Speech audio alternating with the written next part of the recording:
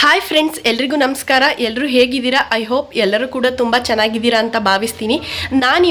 ನಾನು ಓದಿ ಬೆಳೆದಂಥ ಹೈಸ್ಕೂಲ್ಗೆ ಹೋಗೋದಕ್ಕೆ ಅಂತ ಹೇಳ್ಬಿಟ್ಟು ರೆಡಿಯಾಗಿದ್ದೀನಿ. ಯಾಕೆ ಅಂತ ಹೇಳಿದ್ರೆ, ಇವತ್ತು ನಮ್ಮ ಸ್ಕೂಲ್ನಲ್ಲಿ 25 ವರ್ಷದ ಬೆಳ್ಳಿ ಹಬ್ಬದ ಸಂಭ್ರಮವನ್ನು ಸೆಲೆಬ್ರೇಟ್ ಮಾಡೋದಕ್ಕೆ ಅಂತ ಹೇಳ್ಬಿಟ್ಟು ಒಂದು ಫಂಕ್ಷನ್ನ ಆರ್ಗನೈಸ್ ಮಾಡಿದ್ದಾರೆ. ಅಂದರೆ ನಮ್ಮದು ಹೈಸ್ಕೂಲು ಸ್ಟಾರ್ಟ್ ಆಗಿದ್ದು 2000 ಇಸ್ವಿನಲ್ಲಿ. ಇವಾಗ 2025ಕ್ಕೆ 25 ವರ್ಷ ಕಂಪ್ಲೀಟ್ ಆಗಿದೆ. ಹಾಗಾಗಿ ಈ ಫಂಕ್ಷನ್ಗೆ ಕಳೆದ ಒಂದು ತಿಂಗಳಿಂದನೂ ಎಲ್ಲ ರೀತಿ ತಯಾರಿಗಳೆಲ್ಲ ನಡೆದಿತ್ತು.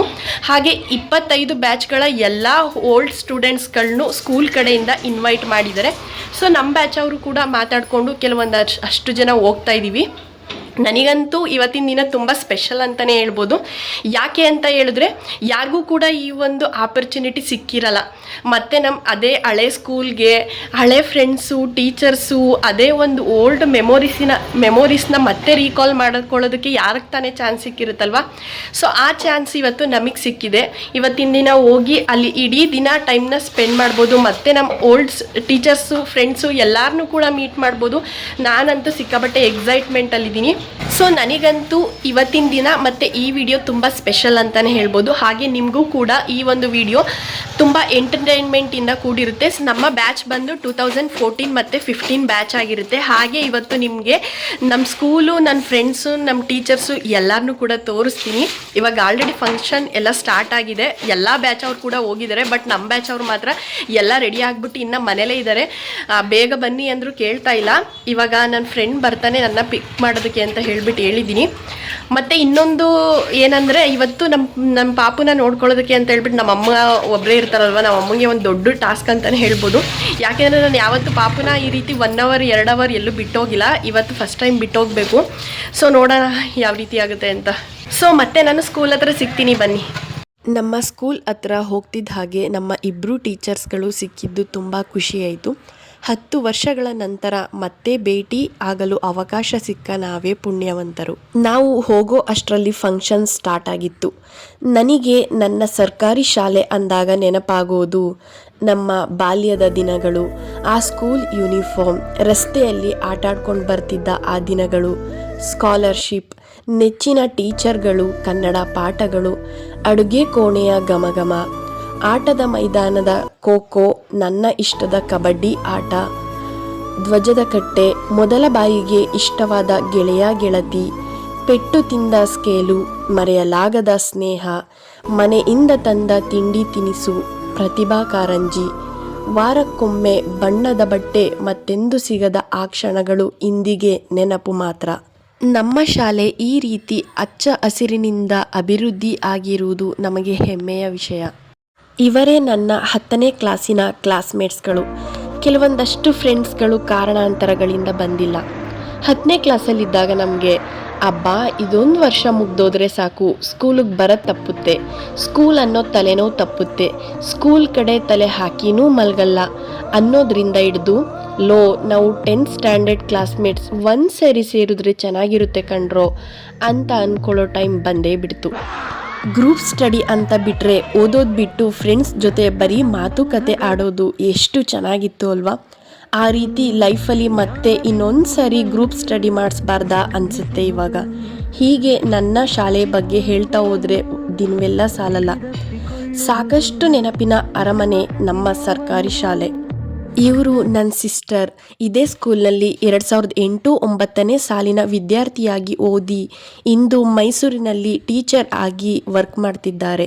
ಹೀಗೆ ಸಮಾರಂಭದ ಮಧ್ಯೆ ಬೆಳ್ಳಿ ಹಬ್ಬದ ಶುಭಾಶಯಗಳು ಅನ್ನೋ ಫ್ರೇಮ್ ಮಧ್ಯೆ ಒಂದಷ್ಟು ಫೋಟೋಸ್ಗಳನ್ನ ಕ್ಯಾಪ್ಚರ್ ಮಾಡ್ಕೊಂಡ್ವಿ.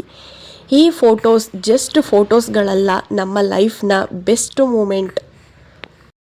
ಇದೆಲ್ಲ ಮುಗಿದ ನಂತರ ನಾವು ಓದ್ತಿದ್ದ ಟೈಮಲ್ಲಿ HM ಆಗಿ ವರ್ಕ್ ಮಾಡ್ತಿದ್ದ ಕೃಷ್ಣ ಸರ್ ಅವರಿಗೆ ಸನ್ಮಾನ ಮಾಡಲಾಯಿತು.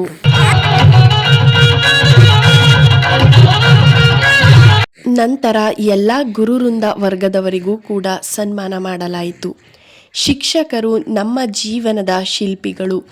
ಅವರು ನಮ್ಮನ್ನು ಕತ್ತಲೆಯಿಂದ ಬೆಳಕಿನೆಡೆಗೆ ನಡೆಸುವ ದೀಪ ಸ್ತಂಭಗಳು.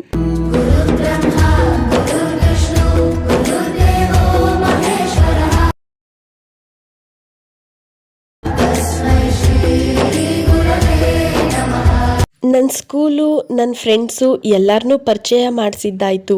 ಬನ್ನಿ ಇವಾಗ ನನ್ನ ಟೀಚರ್ಸ್ನ ಪರಿಚಯ ಮಾಡಿಸ್ತೀನಿ. ಕತ್ತಲೆಯಿಂದ ಬಂತ ನಮ್ಮ ಕೈಯ ಹಿಡಿಯುತ್ತ ಇವರು ನಮ್ಮ HM ಕೃಷ್ಣ ಸರ್. ಅಂದು ಒಡೆದ ಏಟಿಗೆ 10 ಕಣ್ಣೀರಿಟ್ಟಿದ್ದ ನಾವು ಇಂದು ನೆನೆಸಿಕೊಂಡು ನಗುತ್ತಾ ಅವುಗಳೇ ಸುಂದರ ಕ್ಷಣಗಳು ಎಂದು ಭಾವಿಸ್ತೀವಿ. ಇವರು ನಮ್ಮ ಕನ್ನಡ ಟೀಚರ್ ವಾಣಿ ಮೇಡಮ್ ರವರು. ಪ್ರತಿಯೊಬ್ಬ ವಿದ್ಯಾರ್ಥಿಯ ಪ್ರತಿಭೆಯನ್ನು ಹೊರತರುವ ಕೌಶಲ್ಯ ಹೊಂದಿದ್ದರು. ನಮ್ಮ ಯಶಸ್ಸಿನಲ್ಲಿ ಅವರ ಖುಷಿ ಕಾಣುತ್ತಿದ್ದರು. ಮೈಸೂರಿನ ಆಕಾಶವಾಣಿಯನ್ನು ನಮಗೆ ಪರಿಚಯಿಸಿದ ಕೊಡುಗೆ ಇವರಿಗೆ ಸಲ್ಲುತ್ತದೆ. ನಮ್ಮ ಇಡೀ ಬ್ಯಾಚ್ನ ಫೇವ್ರೇಟ್ ಇವರು ಸೈನ್ಸ್ ಟೀಚರ್ ಪುಟ್ಟರಾಜು ಸರ್.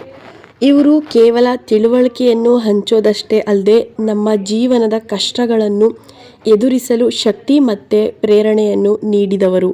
ಜೀವನದ ಆದರ್ಶಗಳನ್ನು ತಿಳಿಸಿಕೊಟ್ಟವರು. ಇವರು ನಮ್ಮ social science teacher Nagaraju sir. ಸಮಾಜದ ಮೌಲ್ಯಗಳನ್ನು ತಿಳಿಸಿಕೊಟ್ಟವರು. ಮತ್ತು maths teacher Narayana Swamy sir, PT teacher Shivamma madam, ಹಾಗೆ ಕಂಪ್ಯೂಟರ್ ಟೀಚರ್ ರಾಧಾ ಮೇಡಮ್, ಹಾಗೆ English teacher Shilpa madam. Personally ನನಗೆ ಆ ಟೈಮಲ್ಲಿ ಇಂಗ್ಲೀಷ್ ಸಬ್ಜೆಕ್ಟ್ ಫೇವ್ರೇಟ್ ಆಗಿತ್ತು ಅಂತಲೇ ಹೇಳ್ಬೋದು. ಇವರು ನಾವಿದ್ದ ಟೈಮಲ್ಲೂ ಕೂಡ ನಮಗೆ ಅಡುಗೆ ಮಾಡಿ ಬಡಿಸ್ತಾ ಇದ್ರು. ಇವಾಗಲೂ ಕೂಡ ಇಲ್ಲೇ ಕೆಲಸ ಮಾಡ್ತಾ ಇದ್ದಾರೆ. ನಮ್ಮ ಟೀಚರ್ಸ್ಗಳಾಗಲಿ ಫ್ರೆಂಡ್ಸ್ಗಳಾಗಲಿ ಇವಾಗ ಮತ್ತೊಮ್ಮೆ ಭೇಟಿ ಆದಾಗ ಅದೇ ಒಂದು ಹಳೆಯ ಒಡನಾಟ, ಪ್ರೀತಿ, ವಾತ್ಸಲ್ಯ ಎಲ್ಲವೂ ಕೂಡ ಅದೇ ಥರ ಇತ್ತು. ಇಂತಹ ಮಹಾನ್ ಗುರುಗಳಿಗೆ ನಮ್ಮ ಹೃದಯಪೂರ್ವಕ ನಮನಗಳನ್ನ ನಾನು ಸಲ್ಲಿಸ್ತೀನಿ.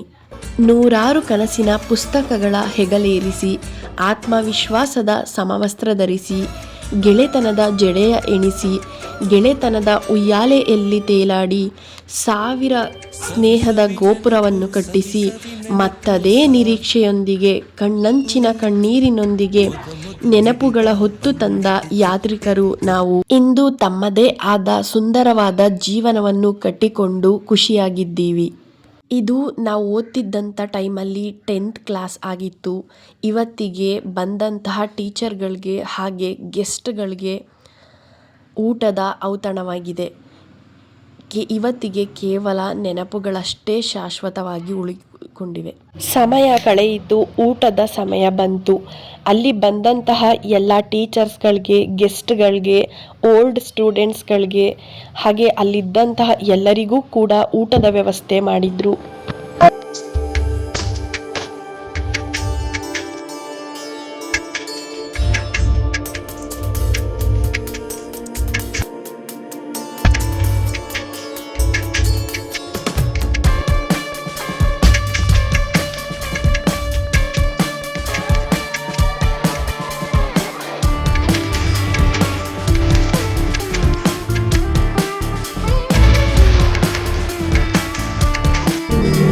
ಮುಂದೆ ಮುಂದೆ ನಡೆವ ಎಂದು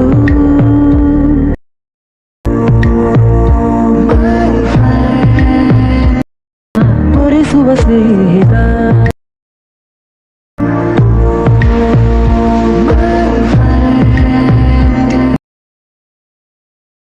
ಇರಲಿ ಶಾಶ್ವತ.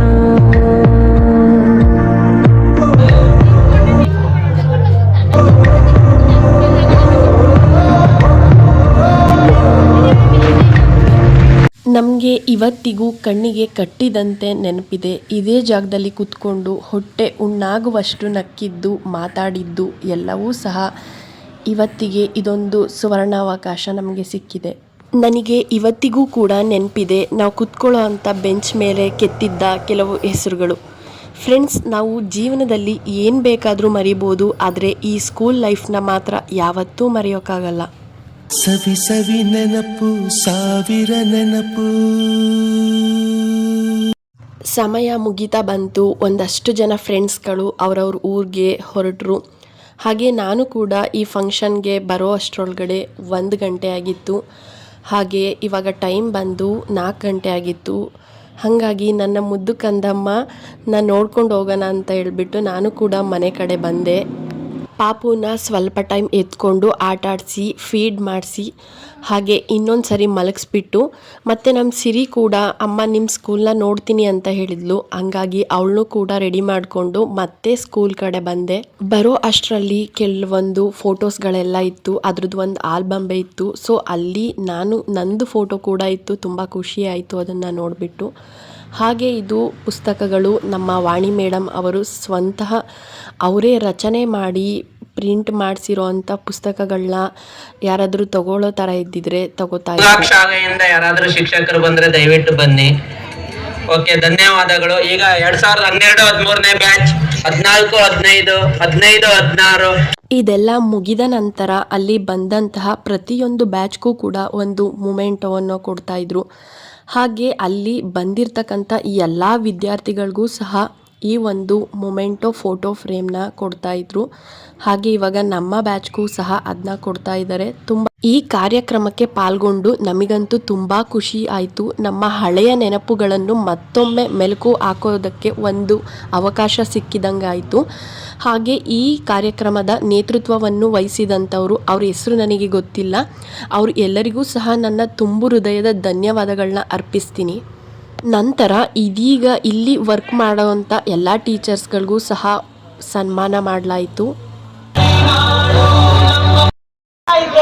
ಇದೊಂದು ಅವಕಾಶಕ್ಕಾಗಿ ಇವತ್ತು ನಿಜವಾಗ್ಲೂ ನನಗೆ ಇಲ್ಲಿ ಬಂದಾಗ ನಮ್ಮ ಶಾಲೆಯ ಮಕ್ಕಳು, ಆಂಜನೇಯ ಬ್ಲಾಕ್ ಮಕ್ಕಳು ಅಂದ್ರೆ ನಾನು ಬಂದಾಗ ಅಯ್ಯೋ ಮೇಡಮ್ ಅಲ್ಲಿ ಏನ್ ಕಲಿಸ್ತೀರಾ, ಎಲ್ಲ ಸುತ್ತಮುತ್ತ ಹಳ್ಳಿಯಿಂದ ಬರ್ತಕ್ಕಂಥವ್ರು ಹಾಗೆ ಹೀಗೆ ಅಂತಿದ್ರು. ಆದ್ರೆ ನಮ್ಮ ಮಕ್ಕಳು ಯಾವುದೇ ಸಾಂಸ್ಕೃತಿಕ ಕಾರ್ಯಕ್ರಮ ಆಗಲಿ ಅತ್ಯಂತ ಒಂದು ಸುಂದರವಾದಂತಹ ಈ ಸಮಾರಂಭ. ಇದಕ್ಕೆ ನಮ್ಮ ಎಲ್ಲ ಲತಾ ಮೇಡಮ್ ರವರ ಒಂದು ಟೀಮು ಎಲ್ಲ ರೀತಿಯಲ್ಲೂ ಕೈ ಜೋಡಿಸಿ ನಿಜವಾಗ್ಲೂ ಸರ್ಕಾರಿ ಶಾಲೆಗಳಲ್ಲಿ ಈ ರೀತಿಯ ಕಾರ್ಯಕ್ರಮವನ್ನ ನಡೆಸ್ತಕ್ಕಂಥ. ಇವಾಗ ಎಲ್ಲ ಕಾರ್ಯಕ್ರಮಗಳು ಕೂಡ ಮುಗಿತಾ ಬಂತು. ಮಕ್ಕಳ ಕಡೆಯಿಂದ ಸಾಂಸ್ಕೃತಿಕ ಕಾರ್ಯಕ್ರಮಗಳು ಪ್ರಾರಂಭಗೊಂಡವು. ನಾವೆಲ್ಲ ಓದಿ ಬೆಳೆದಂಥ ಸ್ಕೂಲು ಈ ರೀತಿ ಅಭಿವೃದ್ಧಿ ಆಗ್ತಿರೋದನ್ನ ನೋಡಿದ್ರೆ ನಮಗಂತೂ ತುಂಬ ಸಂತೋಷ ಆಗುತ್ತೆ.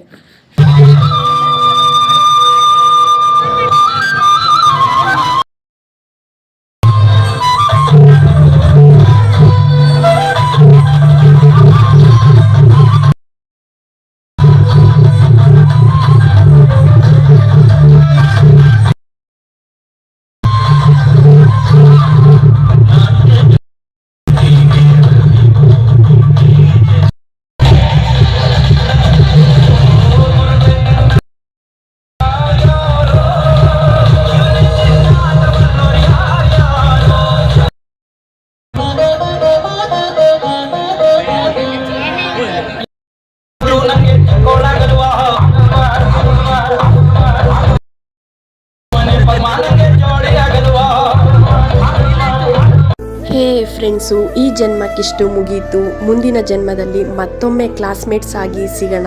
Thank you.